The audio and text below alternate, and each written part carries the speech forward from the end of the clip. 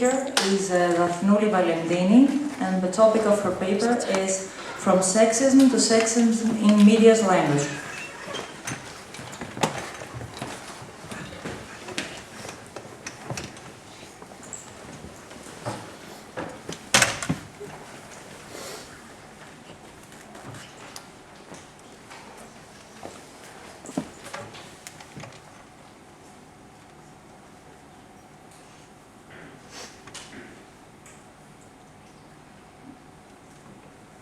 Hello, my name is Valentina Daphnouli. Good afternoon. I'm here today to present you my dissertation for New York College of Thessaloniki, and its topic is about the sexist typology across genders, and it is a comparative study, as you can see, of the distribution of sexist speech into two television series, one Greek and one English. It's about Friends and Konstantinou και Ελένης. So here you can see the contents of this presentation. We shall begin with the introduction part. We will discuss about the topic and the main aims of my dissertation. Then we can proceed to the mass media topic and how media influences our lives. The weaker sex, which is the weaker sex and why. The differences between sex and gender, and how society is also reflected to our language. Then we can proceed to the issue of sexism, that is, what is sexism, try to define it, the sexist typology and the types of sexism, and if English and Greek are languages that are sexist, and what makes them sexist. And then I will show you the part of my research, the methodology and the research design along with the data analysis and the comparison of the results that we found through this research. And finally we will conclude to some major points of this dissertation. Let's begin. So, the topic of this dissertation is to discuss and provide novel insights of the issue of sexist language and culture, particular reflections of sexist attitudes in English and Greek. And it is an exhaustive research. It's an identification and collection of data and occurrences of sexist languages within two television series, as I mentioned before, Friends and Konstantinou και Ελένης. So, the aims of this dissertation are basically to compare the feminine stereotype, focusing particularly on negative connotations as reflected in each television show. Secondly, to describe the overlapping core negative properties of the female stereotype found in both series, such as the lack of intelligence when it comes to women, or the physical weakness that they seem to have compared to men, or the sensitivity that they might have, that is supposed to be more than men actually do. And third of all, to describe and provide possible explanations of this differentiation. So the macrovariation in the surface of the female gender as derogatory is linked within our culture and history, throughout the history, as well as it is an issue of political correctness in the media of its country. So let's proceed to the mass media.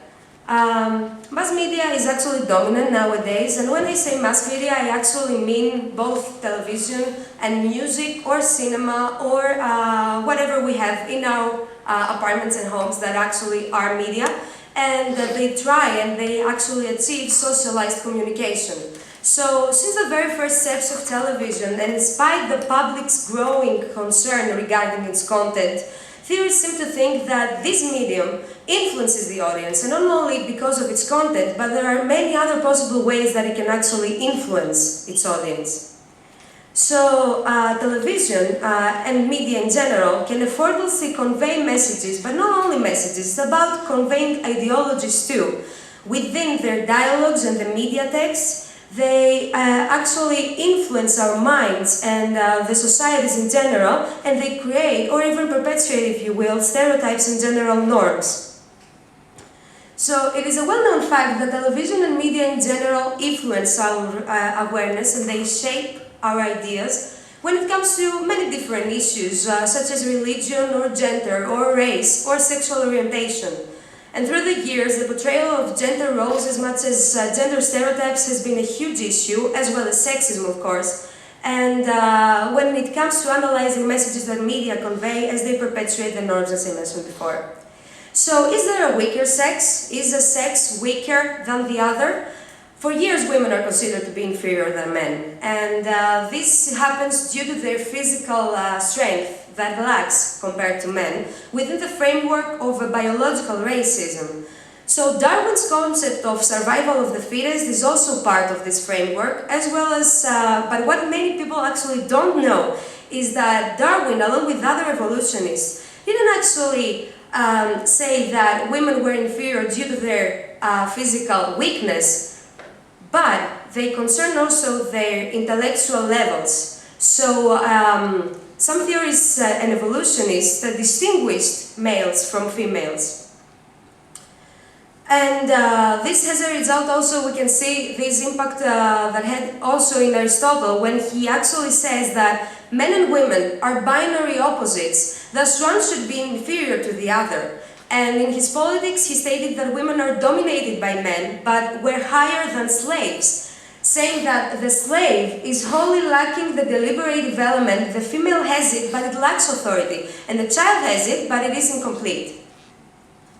Moving on, one can actually wonder what is the difference between sex and gender, because I told you about gender roles and sex too. So sex, by default, refers to the biological differences within the two sexes, but gender is actually something different. Gender, as Butler puts it, refers to the social and the cultural or the psychological constructs that are imposed upon these biological differences of the two sexes. And gender is something that someone has, and it is based on the psychocultural, if you will, and personal aspects, where the body comes to bear all these cultural meanings.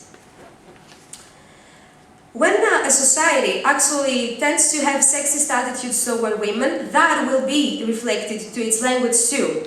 So, in particular, by all means, language is society's reflector due to the fact that it portrays the social scene and it reflects the constructions of the social identities of behavior. So language is actually a tool that one can use not only for expressing ideas or opinions, but it's about conveying information, reinforcing ideologies, and social opinions or behaviors. Language is traditionally a means that helps the recognition of many facts and actions of societies on account of its ability to articulate consciousness and reflect culture. So, as I told you before, if in a society there is sexism, that will be reflected through language too. So the issue of sexism. Let's try to define sexism. What is sexism? Sexism is actually defined, it is about the differences between two sexes, and these two sexes being one inferior to the other, in fact. So this is actually considered to be a prejudice for the one of the two sexes, and as Scott argued, the sexism is nearly combined with the oppression of women. There is sexism towards men, of course, but in most of the cases we can actually see the oppression towards women.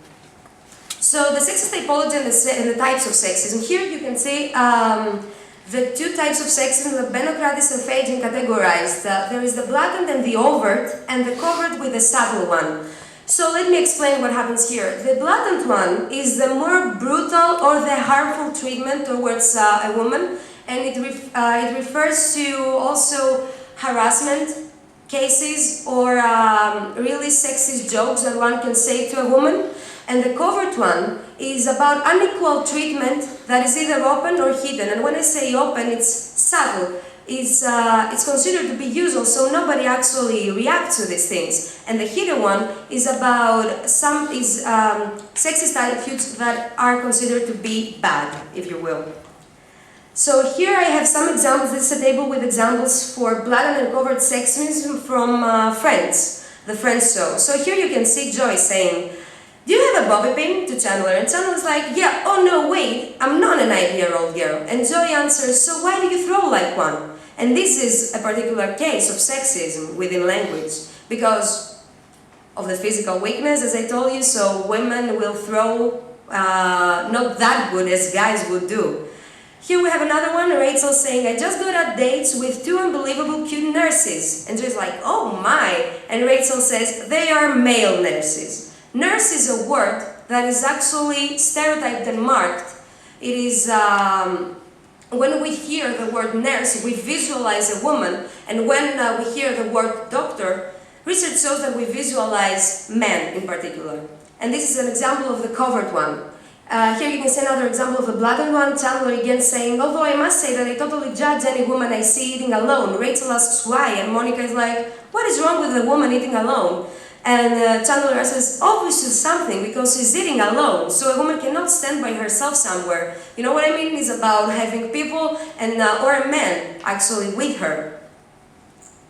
Thus, according to these definitions, the categorization of the data was done based on the pragmatic kind of speech and the linguistic one.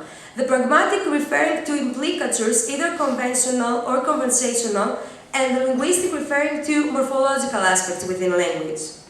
Here you can see an example of friends again. So here Chandler says, you made my girlfriend think, and Rita says, well, I'm sorry.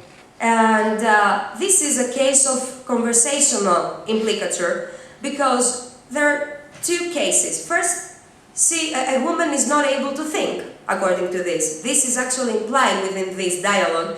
And the second one is, thinking is a bad thing for a woman.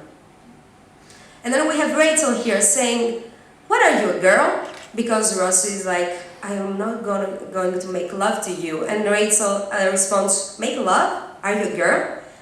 And this is a case of conventional implicature, saying that it's a bad thing for you to act like a young lady.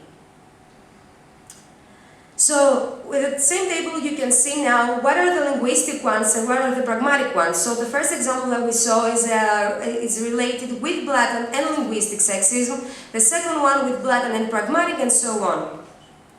So is there sexism in English? Is English a sexist language? There are some elements of sexism within English, I must say. So first of all, there is the generic use of grammatically masculine words. The generic use of he, man, or mankind.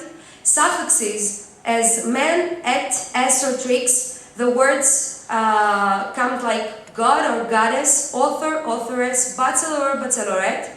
Jobs and titles with suffixes either man or woman. So by default the words are chairman, councilman, policeman, and so on. But when we want to refer to a woman, we have to change the suffixes from man to woman.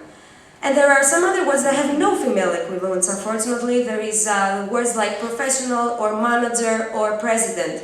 And there are also some stereotyped and marked words when it comes to professional, for example. When I say that a man is a professional, I mean actually that he is qualified for a job. But when I say that a woman is a professional, it implies that she's a prostitute. And this happens also with other jobs like doctor, professor, or lawyer. Here you can see some other idioms. I will read you my favorite ones. A woman has even cheated the devil. A woman is like a lemon. You squeeze her and you throw her away. 7 women in the right senses are surpassed by a madman, and a woman's tongue cracks bones. So we can conclude that there are some sexist elements in English. But is there in Greek? Of course it is. There are some sexist elements too. Here we have the generic use again of words like avtos or anthropos. Okay. And gender-marked articles again. Here we have some examples of jobs or titles that have they don't have female equivalents. And here you can see some examples debasing women with no male equivalents. So the research part. Here you can see the methodology I chose to do the numerical collection of data and quantitative research. I collected the quotes, identifying the speaker so as to find out which sex uses the most sexist attitudes. The typology took place and the categorization of each instance based on the types of sexism. And here you can see some examples of the appendices of my dissertation of both series. And this is a research design from data collection, categorization of each quote, table and graphs counting according to Fisher's test. And here is the data analysis. After gathering all the information, the examination took place, firstly concerning the relation of the speaker and the typology, and secondly the relation between the speaker and the level for both shows. So let's begin with friends. Here you can see the tables and the graphs that took place within the dissertation, where you can see the levels of the relation between the speaker and the type of sexism, as well as here. Here you can see about Konstantinou και Eleni's The Greek Show, the relation between the speaker and the level, and here the relation between the speaker and the type of sexism. And here is a comparison of the results. The winner is the Greek show Konstantinou και Ελένης. You can see that females actually tend to use more sexist quotes than men in the Greek show.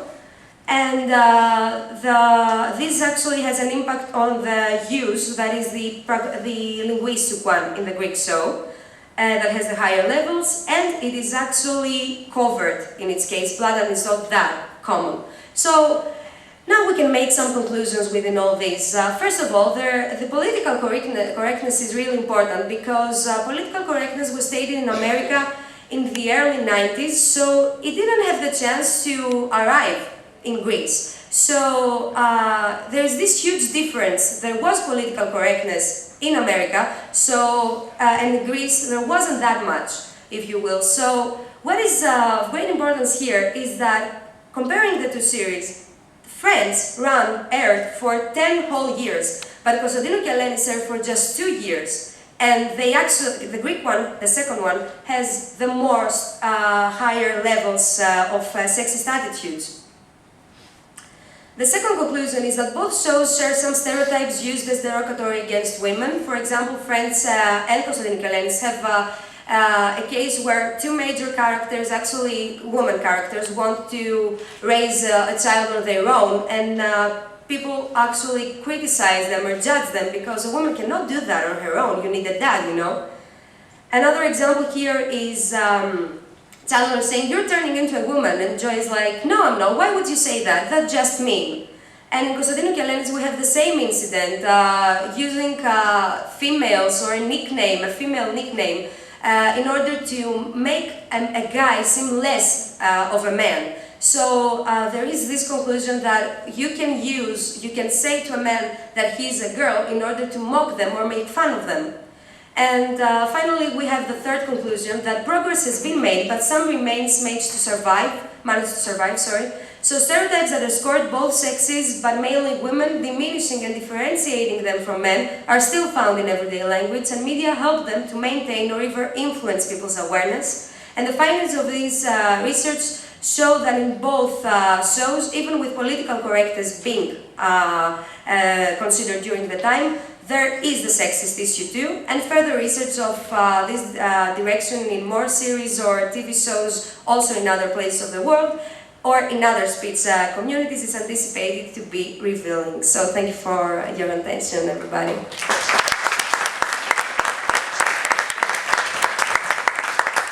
Thank you very much. Questions? I guess most of the terms that you mentioned give evidence that it is a cultural sexism rather than a linguistic sexism, because in most cases it's how we use the language. However, when I say it's sexist language, I feel that it is the language per se, regardless of any pragmatics or any situation, that can tell us that there is something about the language. For example, in my language, in Arabic, now in this room we have almost 50 people, mostly women. Yes. If I want, suppose that they are students, I would say Atulab, which means the male students, although most of them are female. Yeah. So there is the generic. So this is, the language itself is sexist, rather than the culture reflected through language. This is how I see it. That is insightful. I guess I agree because it actually combines these two things. It's about the culture indeed, but it is also about how we use it, because there are implicatures within our language, but there are some words, as I told you, that are marked and they're gender stereotyped within language. So they also reflect culture, which is the whole deal, like society is sexist, so language will be too. Okay, thank you very much for your question. Anybody? Yes? What if some sexist content, particularly from Friends, is meant as tongue-in-cheek? I mean, yeah, I understand that sexism is no issue to joke upon, but what if the intended purpose is not to enforce such ideologies, but instead is to bring the issue forth? Yeah. For example, when Rachel says to her ex, Ross? Ross, Okay. what are you, a girl? I don't think she's she's using that seriously, and I think the showrunners try to show that such an attitude and such a way of thinking is part of everyday life by making the characters use it to mock it. I know. May I add something Yes. building on that? Of Okay, course. when we talk about media discourse, one consideration to be taken into has to do with what Androtsopoulos calls authentication fallacy. Can we take media language as authentic linguistic data? Because many factors intervene and transform the result. Many ideological factors intervene. And if I understand correctly, what you're trying to say here is it maybe a strategy of verbal humor rather than a perpetuation of a sexist ideology? It's a strategy of verbal humor, yes, and is a way to bring forward the issue by evidentializing that it's there. So maybe they achieve the opposite result, to raise awareness concerning sexism through this mocking of I sexism. think that was the intended purpose because, of course, everything is inherently sexist in a sexist society, but I don't think Friends is a particularly sexist show. Okay. I will answer to both of you, Yeah. but okay. So humor is a huge issue, and by default, humor doesn't have to do with mocking somebody or insulting them. So if you want to make fun of something or be funny, that doesn't mean that you have to insult something. Okay. So there might be what you say that will have the opposite result, but there are also, because you didn't get to see the whole research. There are some instances of blatant and harassment issues within Friends too. You know what I mean? So it's not just raising awareness. It is that people judge them, lots of them, but not all of them. The blatant ones. There is particularly one that I can say. The vase poem, if you've seen it, is when a character writes a poem saying that women are empty vases, and this is actually, it's not considered to be good for Friends, but there are other blatant instances that are considered to be subtle. Okay, and what you said was, remind me. Yeah, sometimes we should take into consideration that it's fabricated, it's not authentic data, it's a script you're following. Of course it is a script, but within these media texts, as I told you, and the dialogues, this actually has impact on our lives and our minds. It's a two-way connection there, Yes. it's a two-way relationship. Yes, of so course. people can actually believe or share these ideologies and shape their ideologies based on all these. Any other questions? A final one from me. Okay. Do you think that in Constantino and Eleni, Eleni is a stereotypical representation of a female, a Greek female? Because, for instance, she uses many taboo words. She's swearing a lot, okay? Yes. There's a paper by Stamu analyzing the verbal behavior of Konstantinos and Eleni with respect to the learned-unlearned continuum. So she subverts the stereotype that women do not swear. So in that respect, she's pioneer, she's revolutionary, okay? Yeah, she is, but she's the one who uses the Katakouzina incident the whole time in order to, but you name a man like a woman in order to make fun of them, which shows sexism. And Okay, she's this is the one instance. No, it's not one, because it's like the quotes that I collected from the show were like 700, and I guess, or 400 of them were about Katakouzina. Okay, maybe you should analyze your data with respect to the man-like behavior that she has, because she's trying, I don't know if you have seen the series, but she's trying to behave and talk like a man. She's not a very light. No, not actually, because she's like a feministic kind of character. Yeah. But she actually erases the whole illusion of that when there are some instances doing really stereotypical women things that are considered to be what women actually do, waiting for your boyfriend to call you all the time and all these things. So, and it's not just Eleni, which is the main character, but there's also Martina and Peggy, which are not that major characters, but they are too stereotypical. Yeah, they're too That's stereotypical. true. Okay, and something else concerning your methodological design. How did you compare the two data sets in terms of statistics, I mean? According to Fisher's test, I checked to see their statistic significance between them. And it proved that in the there Greek is- data sets, yes. linguistic sexism is higher, Yes, significantly because the higher linguistic- than... It's linguistic covered in the Greek, so this is the result. Okay. Thank you for your questions. Anything else? No? Okay, so we can move on to our next Thank you very speaker. much.